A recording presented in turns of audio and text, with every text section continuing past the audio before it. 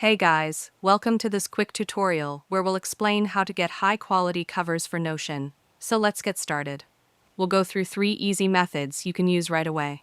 First, head over to the official Notion website and log into your account. Once you're on your workspace, create a new page. When the empty page opens, hover near the top where you see the options Add Icon, Add Cover, and Add Comment. Click on Add Cover, then choose Change Cover. Here, Notion gives you built-in cover options, but the best part is the Unsplash integration. Click on Unsplash, type in any niche, for example, gym, and you'll instantly get hundreds of high-quality images you can use as your cover.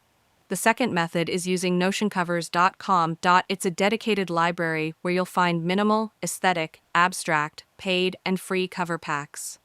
Just browse the options, download the ones you like, and use them in your workspace. The third method is Canva.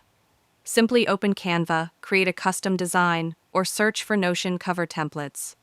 Once you're happy with your design, download it and upload it to Notion by clicking Change Cover, then Upload File. That's it, 3 easy ways to get beautiful, professional covers for your Notion pages. And that's it. If you found this video helpful, consider giving it a like and subscribe.